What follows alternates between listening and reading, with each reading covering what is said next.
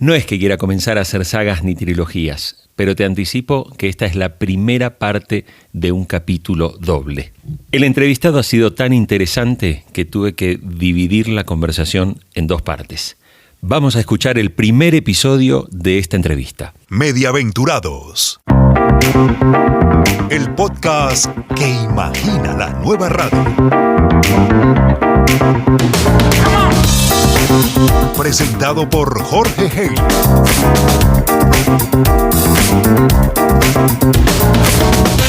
Episodio 10. El smartphone obligó a la radio a revestirse de lo que no es.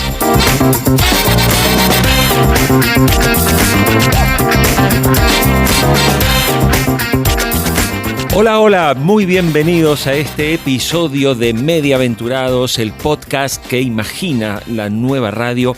Hoy con una entrevista realmente imperdible, porque el invitado que me acompaña me obligó a tener que hacer este episodio en dos partes. O sea, hoy vas a escuchar la primera y en unos días vas a tener la segunda parte de una entrevista que duró realmente más de una hora, pero que ha sido tan interesante la conversación con el invitado que definitivamente no te la puedes perder.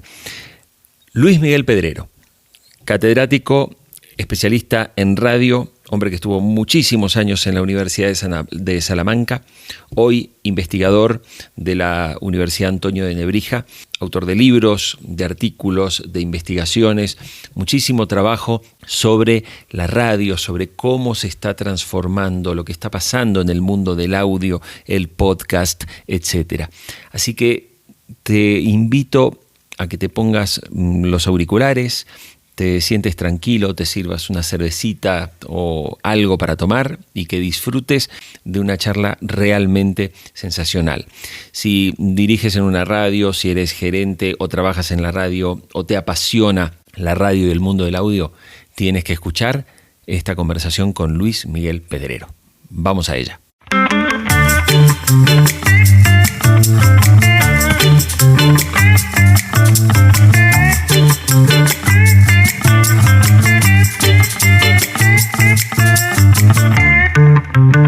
Luis Miguel, quiero comenzar esta entrevista con uno de los temas vinculados a cómo se distribuye la señal de radio.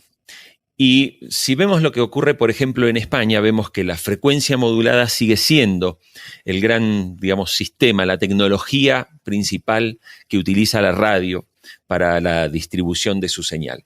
En América Latina tenemos que la frecuencia modulada y la amplitud modulada u onda media, como se dice en España, son las principales tecnologías de distribución. En otros países de Europa sabemos que el DAB o el DAB Plus también son tecnologías ya digitales. Y este es un tema importante para la radio porque bien sabemos que, por ejemplo, el consumo de la AM en América Latina ya está cayendo. Aproximadamente en Colombia el 16-17% de la gente sigue escuchando AM. En la Argentina, por ejemplo, es un poco mejor porque hay radios AM muy, muy poderosas, entonces se mantiene alrededor del 30%. El resto es FM. Sin embargo, sabemos que la tecnología ya parece ser poco eficiente para las nuevas dinámicas de consumo que tiene la audiencia. Y yo quería empezar con un análisis tuyo de cuál crees que será la tecnología que se va a terminar imponiendo para la distribución de la radio. ¿Puede ser finalmente el streaming? Mira, es una pregunta, como bien planteas, sustancial, porque efectivamente va a condicionar no solo el presente, sino sobre todo la planificación y la previsión de la industria a medio y largo plazo. La penetración de Internet a nivel global es evidente que crece de forma exponencial. Con datos de julio de 2020, se calcula que hay más de 4.500 millones de usuarios en todo el mundo, es decir, casi 6 de cada 10. Y en el mercado, además, hay ahora mismo más de 5.000 millones de smartphones y los smartphones son el dispositivo dominante de acceso a la red. Esto es una penetración del 66%, no es aquello de 2,2 usuarios de cada 3 usan smartphone, porque hay muchos que tienen más de uno, pero bueno, está clara la tendencia. Como bien decías, la distribución hertziana en frecuencia modulada y en onda media, aunque tiene una todavía alta tasa, pues está en retroceso. Es verdad que es más efectiva a nivel local, es verdad que en aquellos territorios donde las redes digitales aún no se han extendido, pues todavía cumplen un relevante papel, pero claro, en este momento para escuchar radio a través de ondas terrestres, ya sean analógicas o digitales, necesitamos un receptor de radio o necesitamos un chip en los móviles y no se incluye ya chip en el móvil, ni el DFM ni el DAB. Y claro, para las nuevas generaciones el aparato de radio en sí mismo empieza a ser una rareza. Mira, yo siempre cuento una anécdota al respecto. Yo llevo impartiendo clases de programación radiofónica desde hace 25 años en la universidad y uno de los primeros ejercicios que hago al comienzo de cada curso es pedirles a los alumnos que hagan un recorrido por el dial de la ciudad. Y yo siempre digo la cara que se me quedó cuando en el comienzo del curso 2015-2016, que ya son 5 años, cuando terminé de explicar el ejercicio, un alumno levantó la mano con la cara un poco de no entiendo y me mostró el móvil y me preguntó, profesor, ¿dónde está el dial? Y me mostraba su móvil, ¿no? Claro, él no usaba la radio, él la conocía, pero en su dieta de consumo ya no está la radio, ya no está el terminal o el dispositivo o el receptor con el que escuchas radio en FM, ¿no? Bueno, en FM o en onda media, ¿no? En onda media ya, como apuntas, en algunos países ya apenas hay oferta. Entonces, ¿se impondrá la tecnología DAB? Difícilmente, porque el DAB tuvo su oportunidad. A finales de siglo y a comienzos del XXI había posibilidad de emitir y sintonizar DAB, pero la radio no apostó, jugó a voy a seguir explotando la FM, una FM que es ineficiente, que no tiene cobertura global, ni siquiera el RDS fue adecuadamente utilizado. Uno decía la teoría, uno puede viajar con el vehículo por el territorio y su receptor va localizando la misma cadena con el RDS, pero es que no es verdad, no se llegó a implantar de forma eficiente, no se llegó a implantar el DAB y a mi modo de ver, a medio y largo plazo, el streaming o la radio o el consumo de radio o de audio a través de Internet se va a imponer porque ya es tarde, me parece, para otra tecnología. Tú sabes que, Luis Miguel, en América Latina todavía, y esto lo puedo decir porque yo hablo finalmente con muchos ejecutivos de empresas de radio de toda la región, la convicción es que la FM tenemos todavía para 20 o 25 años más. O sea, de verdad hay una creencia de que no importa tanto que mientras se irradie, y de hecho vamos a recordar que hasta no hace mucho había quienes querían pedir que se aprobaran leyes que obligaran a las compañías fabricantes de celulares a insertar el chip de FM y de AM por razones incluso de seguridad. Esto pasaba, por ejemplo, en Perú, se planteó en México, no sé si en Colombia también, creo que hubo alguna conversación, pero no llegó muy lejos, y era la idea de decir que queremos mantener una tecnología que la gente estaba dejando de utilizar o que está dejando de utilizar, sobre todo el público más joven, simplemente por razones que decían, bueno, de seguridad, de transmisión, etcétera, ¿no? Por el caso, por ejemplo, de los terremotos. Y recién cuando decías lo que ocurre con Internet, hoy el 85% del tráfico de Internet circula básicamente por celulares. La gente pasa tiempo en las redes sociales, pasa tiempo en WhatsApp, mira YouTube, algunos miran por ahí Netflix, ven algo de medios, ven algo de noticias. ¿Por qué crees que ahí la radio en vivo en el teléfono celular no es prioridad? ¿Crees que esto es la audiencia porque ha elegido otra cosa?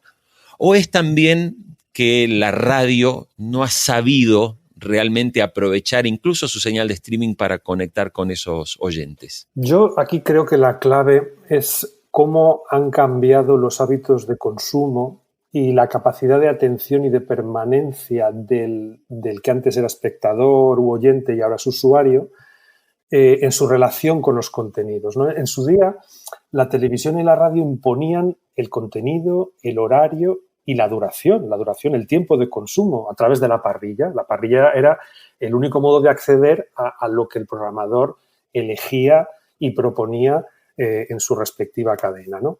Yo también disfrutaba mucho explicando aquello de que la radio generalista construía su oferta a partir de los hábitos sociolaborales mayoritarios. Es esto de que, pues a primera hora información, porque es el tiempo en el que la gente se levanta, desayuna, va a trabajar, quiere saber cuál es la actualidad. A media mañana se pasa un poco al entretenimiento. En España, por ejemplo, se utilizaba última hora de la mañana para la desconexión local, como si hubiese un hábito mayoritario de escuchar radio local a esa hora y no a otra. Bueno, había una serie de pautas que durante muchos años pues no solo predeterminaban el contenido, también predeterminaban la actitud del oyente, ¿no? Uno pues se acercaba a la radio con esa, digamos, predisposición a saber que aquello que en función de la hora iba a encontrar un contenido y más o menos me tenía que ceñir a esa oferta. Y hay otra cuestión que me parece que también es relevante.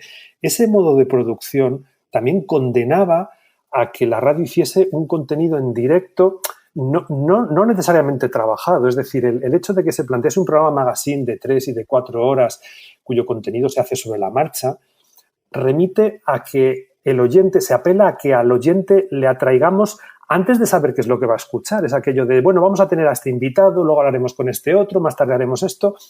Digamos que la expectativa del oyente era, me voy a quedar o bien porque conozco el programa o me gusta el locutor o porque, en fin, o porque no tengo otra alternativa. Repito que esto es todo el contexto de consumo analógico. ¿Qué pasa hoy? Que la lógica ha cambiado por completo.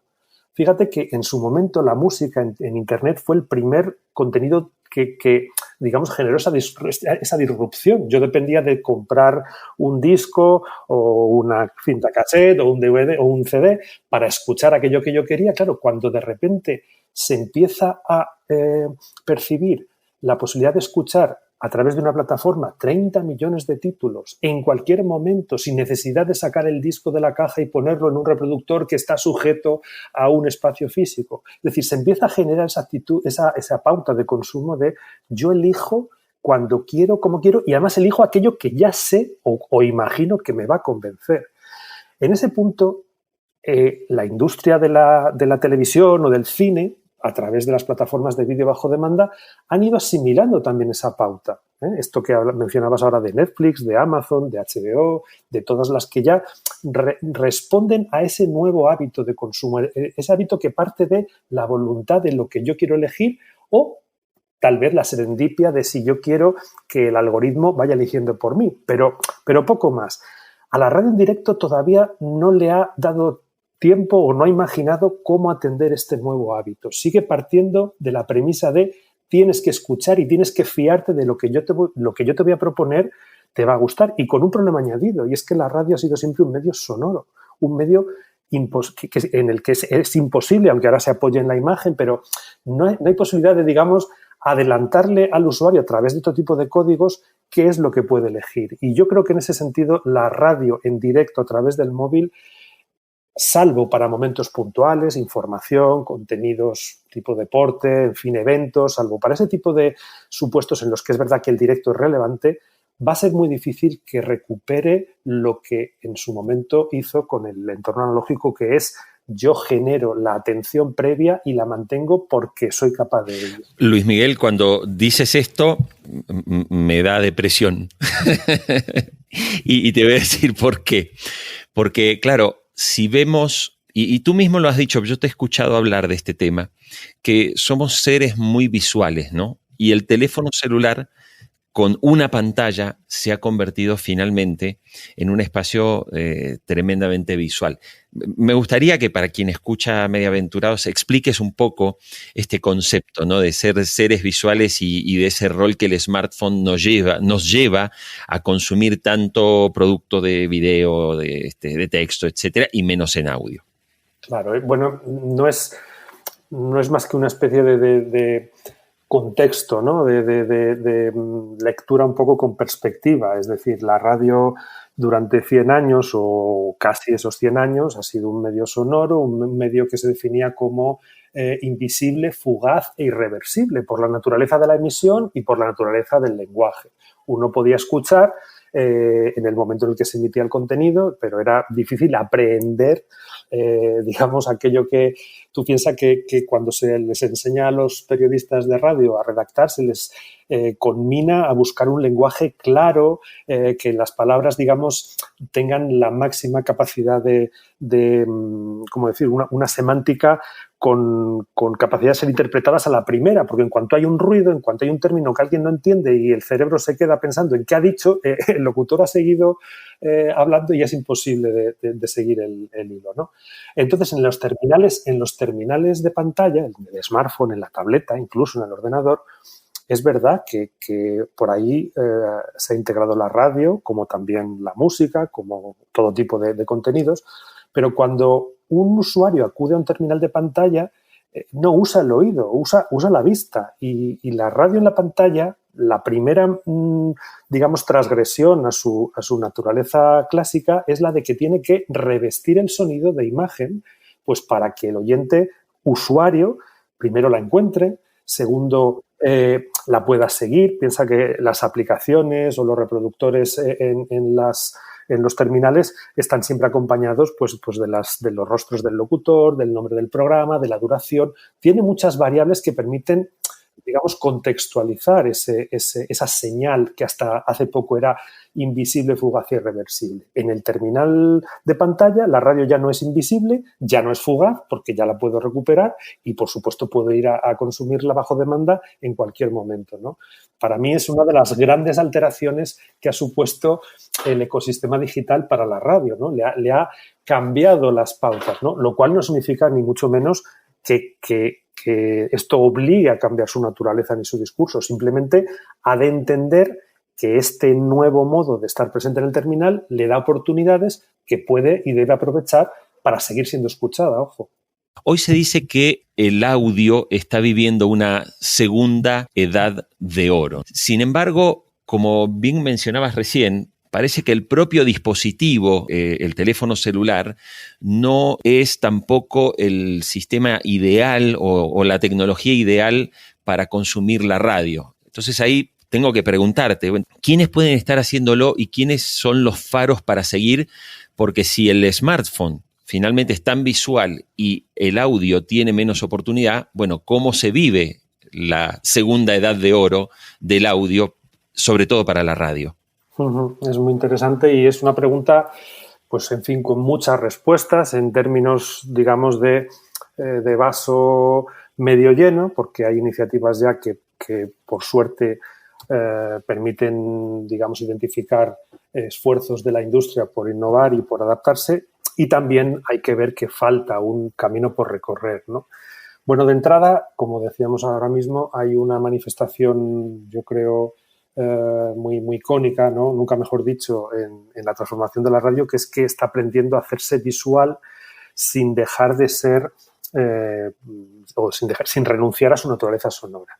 Y esto me lleva a una idea que algunos invitados en tu podcast han expresado muy bien, en Mediaventurados, que es la idea de que la radio ahora es más una marca que un medio, como el conjunto, por otra parte, de medios de comunicación, ¿no? Entonces, una radio no tiene por qué dejar de hacer en un momento dado, pues no sé, un contenido visual preparados para una red social, pues el resumen del número 1 esta semana en la lista de los 40 lo presenta Tony Aguilar, pero es un formato, es un vídeo de 1 minuto para ver en Instagram, es un formato cuadrado en el que Tony Aguilar introduce ese tema. Ah, mira, pues eso es radio, aunque no esté en la señal. Lo que está claro es que la radio, la señal en directo de la radio es ya solo una parte del negocio de la radio.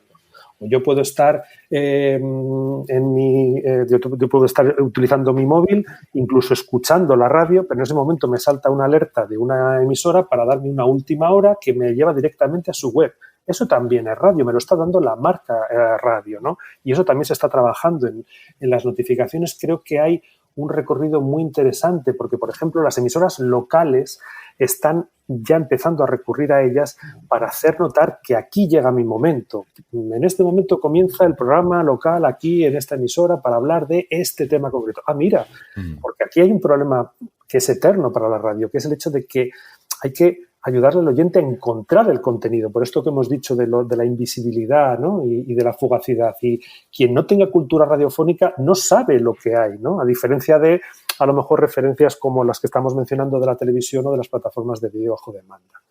Hay otra iniciativa que me parece también meritoria, que es la de integrar la radio con las plataformas de streaming de música. Y, por ejemplo, la última actualización de los 40 ya permite jugar a escuchar radio y a conectarme con listas en Spotify o en Apple Music. Y esta es algo evidente, que el oyente joven, a quien además siempre a la radio le ha ganado primero por la música, le ayude a seguir en la radio, aunque sin renunciar a estas plataformas donde tanto tiempo y tantos contenidos de satisfacción encuentran, ¿no? Esto ya lo ha hecho la BBC, esto lo ha hecho el grupo Global en el Reino Unido, es decir, hay que encontrar puntos de conexión, ¿no? Con los videojuegos. Esta semana Spotify anunciaba un acuerdo con la creadora de la League of Legends para hacer listas y podcasts relacionados con este videojuego. Y yo pensaba, ¿y por qué no se prueba que la radio se haga presente también en estos entornos, en los videojuegos, en los deportes, ¿no? Que hay allí, digamos, grupos de oyentes o de seguidores a quienes también les puede llegar la radio, ¿no? Y luego, hablando de aplicaciones y por último, quizá me parece que hace falta insistir en que al oyente que busca la radio a través del móvil hay que ayudarle a encontrar la radio sin necesidad de una app específica para cada emisora, ¿no? Que son un poco estos players globales que empezó en el Reino Unido Radio Player, que se ha extendido a otros países y que es una manera también de ayudar a descubrir, ¿no? El tener un solo reproductor de radios donde están todas las señales y donde si en un momento dado no me gusta una, me voy a otra, pero sigo escuchando a radio, ¿no? Que es un poco el objetivo que debería seguir la industria.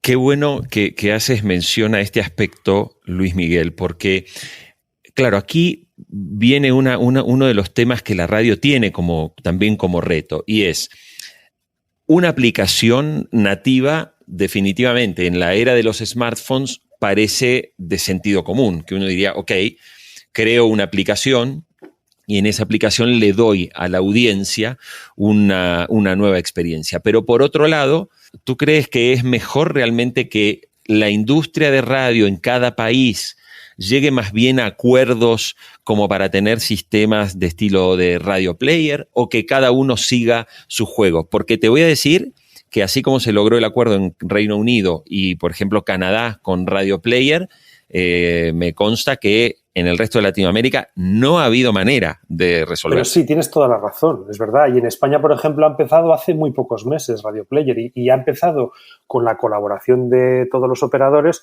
pero, digamos, haciendo muy poco ruido, ¿no? No hay una gran promoción para que el usuario encuentre esta aplicación, porque evidentemente eso significa que se dejan de utilizar las desarrolladas por cada operador, por cada cadena.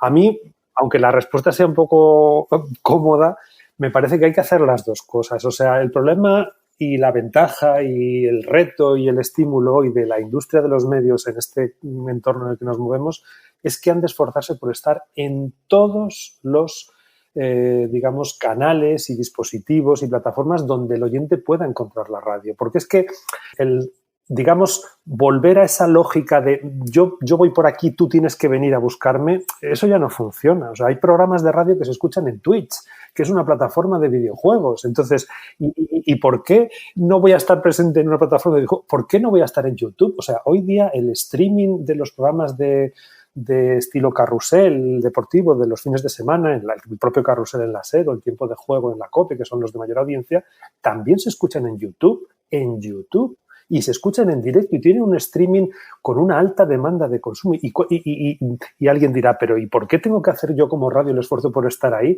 Pues muy fácil, porque ahí vas a encontrar a quienes te escuchen, porque lo que no va digamos, a volver a pasar es que el oyente, digamos, acuda al único o a los 2 o 3 únicos lugares donde la radio decida, porque hoy en Internet no funciona así el consumo. Mediaventurados.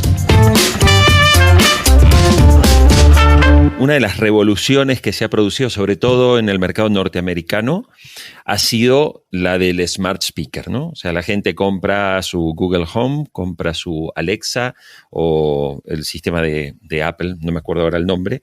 El HomePod de Apple. Exactamente. Y esto parece que ha revitalizado el consumo de la radio. Tú que analizas todo este mercado y este contexto, o sea, ¿qué oportunidades le ves también realmente al modelo de Smart Speaker? Que es cierto que todavía, tanto en España como todavía en América Latina, todavía no es un producto masivo, no se ha popularizado tanto, pero todo parece indicar que vamos en esa dirección, ¿no? Uh-huh.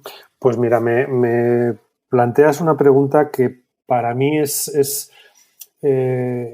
un dilema, ¿no? Porque yo escribí que este tipo de equipos eran ideales para la radio. Es decir, la radio a lo largo de sus 100 años de historia ha tenido que ir reinventándose pues cuando apareció la televisión, cuando llegó el vídeo, los canales de televisión vía satélite, Internet, YouTube, en fin, los propios smartphones, todas esas innovaciones, digamos que competían por encima de la radio, ¿no? Pues lo que decíamos hace un instante, el smartphone le ha obligado a la radio a revestirse de lo que no es, o en su momento la televisión hizo que la radio apostase por la especialización, pero ahora ha llegado una innovación que es el altavoz, que funciona con el mismo lenguaje del que, digamos, que ha caracterizado la radio durante toda su historia, que es el audio, que es la voz, que es el habla y que además interpela al oído, no interpela la vista.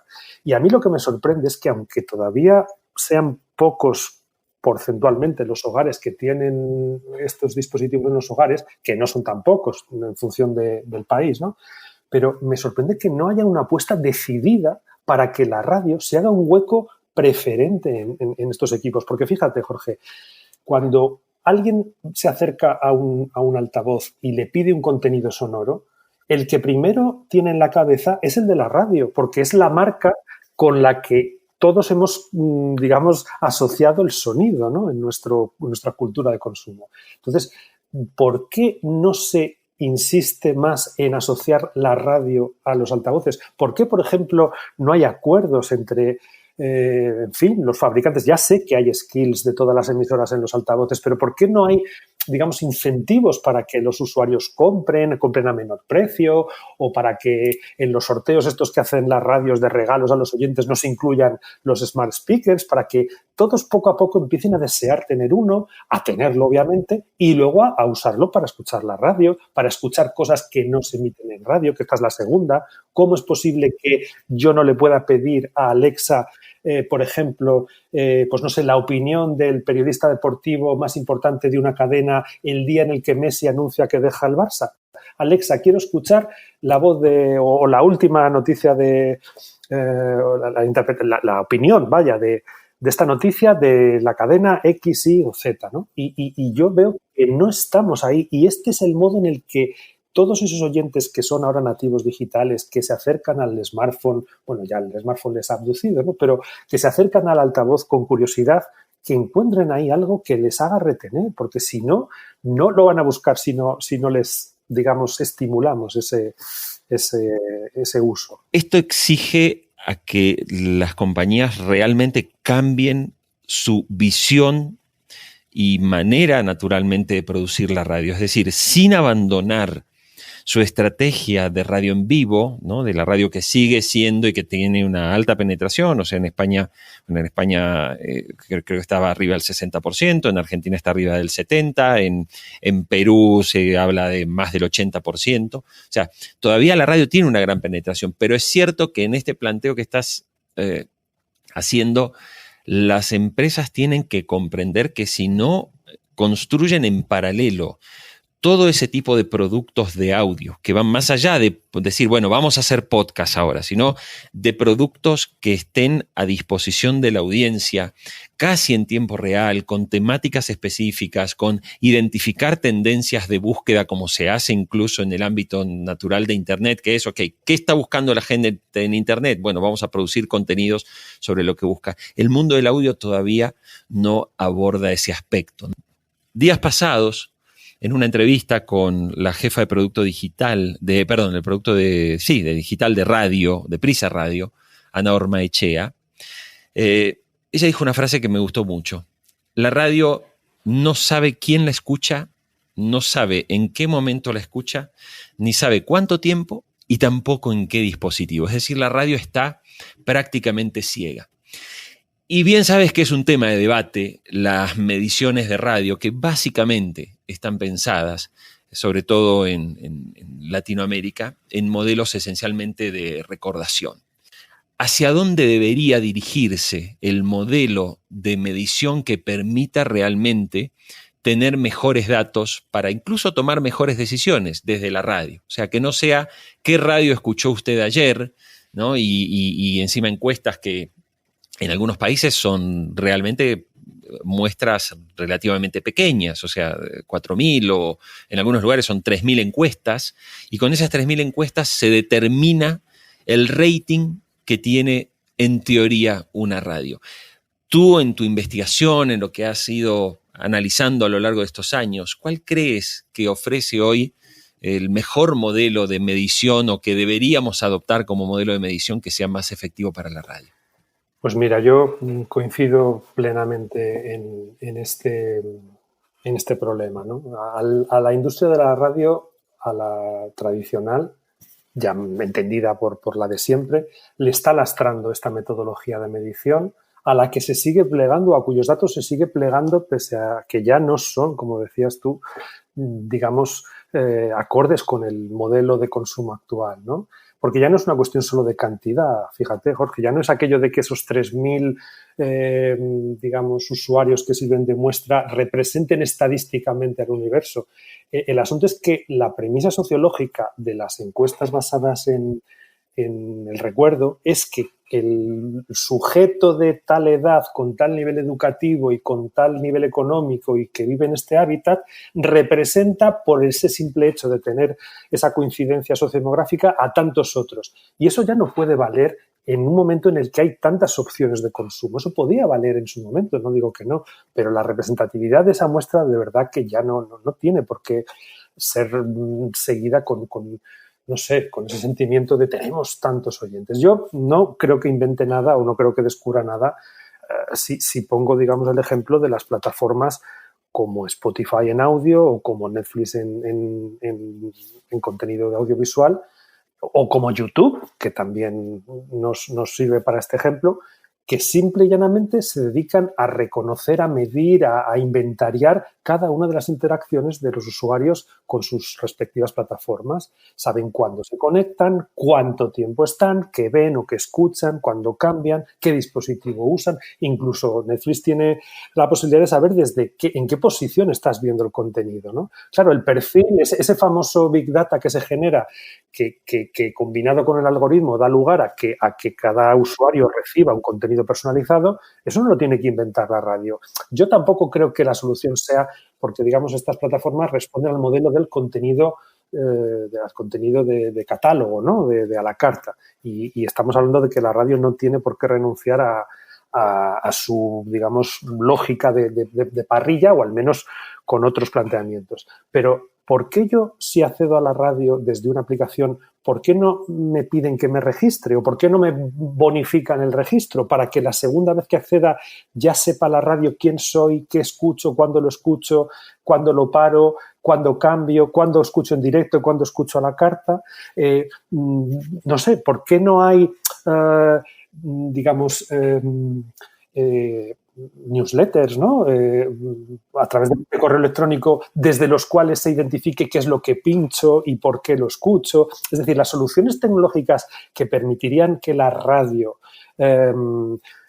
utilizase estos datos no son complicadas, no las tienen que inventar. O sea, hablamos además de que los adolescentes, por supuesto, pero los oyentes de 30, 40, 50 lo veríamos tan natural, ¿no? Decir, oye, para que escuches la SER simplemente queremos que accedas o que te logues con una red social o que te registres con un correo electrónico, y entonces, repito, ahí ya tendríamos un caudal que no sería el 100% de los oyentes, pero serían inputs sobre los que el programador podría tomar decisiones, porque ¿de qué depende que un programa sea más largo o más corto? ¿De qué depende que incorporemos tal o cual sección, tal o cual voz, tal o cual, pues no sé, manera de contarlo? Pues depende de que hayas constatado que la audiencia lo sigue o no. Y no podemos, digamos, remitirnos al EGM o a los estudios de audiencia, digamos, por el recuerdo, porque eso no te lo van a dar, ¿no? Entonces, es muy lenta la conciencia que tiene la radio de esto, ¿no? Yo ya he visto reportes de cadenas que te dicen hemos incrementado el consumo desde altavoces inteligentes en un 5% en el último año. Muy bien. Y lo siguiente es, ¿pero y quiénes son? Porque lo mismo, es decir, cuando tú te registras con el altavoz, estás asociado a una cuenta. O sea, si estamos dándole datos a todas las redes sociales, a todos los, en fin, a cualquier marca que se acerque a pedirnos la cambio de cualquier regalito, ¿por qué no entramos un poco ahí y logramos reconocer a quienes nos siguen, ¿no? Tú me das toda esta explicación, Luis Miguel, desde un análisis, y tú estás en el ámbito académico, y ahí yo puedo sí darte una respuesta desde el ámbito de las empresas de por qué no está ocurriendo eso. Eso no está ocurriendo simplemente porque cuando las radios quieren abordar, las empresas de radio, ¿no?, quieren abordar el tema de un modelo de registro, cuando ven los costos que tiene implementar un sistema que luego sea eficiente, automáticamente lo desechan.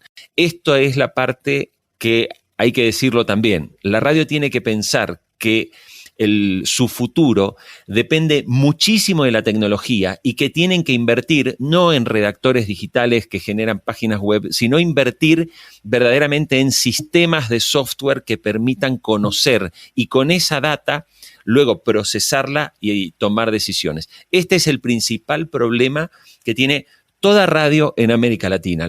La mirada no está puesta en esto, y esto hay que decirlo porque es una realidad. Esto le pasa a México, esto pasa en Perú, esto pasa en Argentina, pasa en Chile. O sea, con quienes hablo que quieren implementar esto, ven la limitación presupuestaria. Lo que pasa, Jorge, perdona, es que eso lo asumen o se resignan porque el modelo de comercialización de la radio sigue casi 100% basado en la publicidad, el intercambiar oyentes por las inserciones publicitarias. Y lo que a lo mejor hace falta es empezar a pensar en otros modelos de comercialización. En España, este otoño van a lanzarse ya 2 plataformas de podcast de pago. Uno es Podimo, que es una compañía danesa que también opera en Centro Europa y que en España empezó antes del verano y ya ha anunciado que a partir de septiembre se ofrecerá con un coste de 3,99 euros, más o menos lo mismo en dólares o parecido, imagínate $4 al mes, y a cambio de contenido exclusivo. Audible, que es la compañía de audio de Amazon, también empieza en España y también va a poder ser escuchada solo para los clientes Prime. Entonces, yo ya sé que para la radio tradicional el plantear a lo mejor siquiera a los oyentes me tienes que pagar podría resultar, como decir, hasta ofensivo, si me apuras, ¿no? Pero a lo mejor hay que ir dando pasos. Mira, yo siempre pienso en lo siguiente y no lo voy a hacer nada largo. En las noches de emisión de las competiciones deportivas de invierno de Champions, un miércoles, un martes por la tarde, las antenas de las grandes cadenas en España tienen la posibilidad de que el oyente escuche o bien por la antena de siempre el programa deportivo y luego a través de la app o a través de la web se puede escuchar el programa informativo solo a través de esa señal, ¿vale? Entonces, duplicas el coste y duplicas el esfuerzo productivo y la pregunta es, oye, ¿y por qué no te planteas que a quienes lo escuchen desde la app lo hagan mediante registro? Por ejemplo, vamos a empezar en registro sin necesidad de cobro o incluso, ¿por qué no? ¿Por qué no lo haces con una especie de cobro simbólico? Pruébalo. Es decir, lo que no podemos es, resistirnos a buscar alternativas que la audiencia digital está naturalizando, porque el cobrar está ya naturalizado en las plataformas de streaming, se está intentando hacer también en los periódicos por fin a través del muro y a lo mejor es el momento de que la radio, sabiendo que el podcast ya empieza a ser una oferta de pago, podría también, repito, mejorando o añadiendo contenidos exclusivos, podía optar por esta opción, ¿no? Luis Miguel, la charla y la entrevista contigo realmente da para seguir conversando mucho más tiempo. Por eso le propongo también a nuestra audiencia que este primer episodio, esta primera parte de la entrevista, la dejemos aquí y en el próximo episodio de Mediaventurados sigamos conversando contigo con muchos de los temas que nos interesan en la radio. Así que, ¿te parece? ¿Coincides? ¿Seguimos hablando del próximo episodio? Muchísimas gracias, claro que sí. La radio ya sabes que a los dos nos motiva y nos da para hablar largo y tendido. Adelante con ello. Seguimos en el próximo episodio con Luis Miguel Pedret.